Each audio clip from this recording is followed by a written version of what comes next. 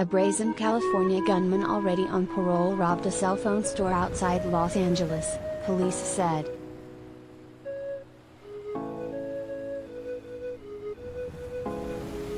Lawrence Bell, 37, of Torrance, was wearing an ankle monitor when he stormed into a Boost Mobile store in Culver City on Sunday afternoon and pointed a semi-automatic handgun at two clerks, police said in a statement.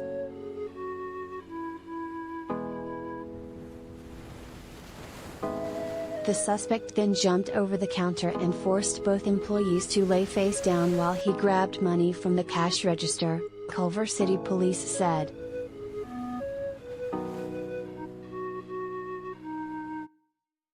Bell made off with about $500 in cash and fled on foot, but officers realized upon reviewing surveillance footage that he dropped a set of car keys as he took off. Investigators soon located Bell's vehicle, which was parked about a block away from the store, police said.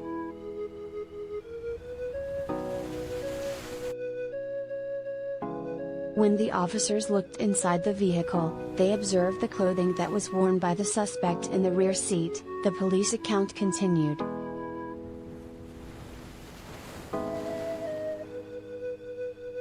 Cops then tracked down Bell nearby and he was detained without incident.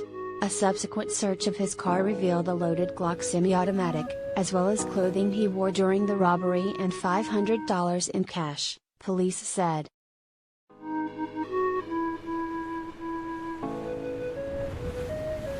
Bell, who was charged with armed robbery, was already on parole for an earlier alleged heist and had on an ankle monitor as a condition of his release, authorities said.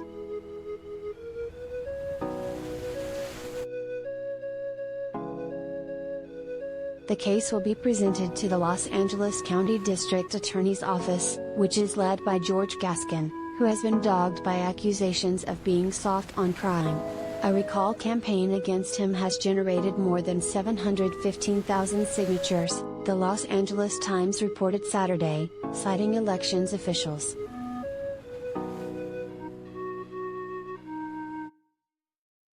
At least 566,857 valid signatures are needed before voters can decide whether to recall Gaskin.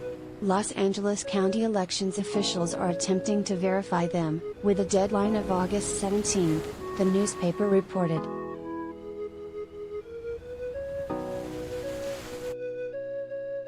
The earliest date a recall election could be held is November 8.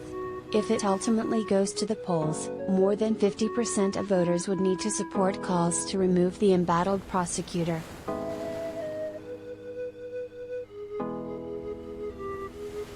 Gaskin, who took office in late 2020, has endured mounting criticism for his progressive policies, including a rule against seeking the death penalty, a ban on transferring juvenile suspects to adult court and prohibitions on filing sentencing enhancements in most cases.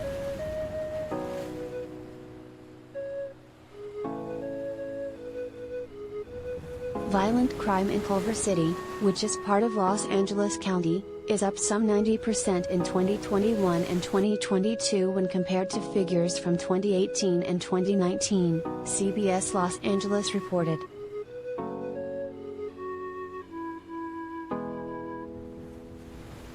One resident who has lived in Culver City since the 1960s said she's never experienced such an ongoing spike.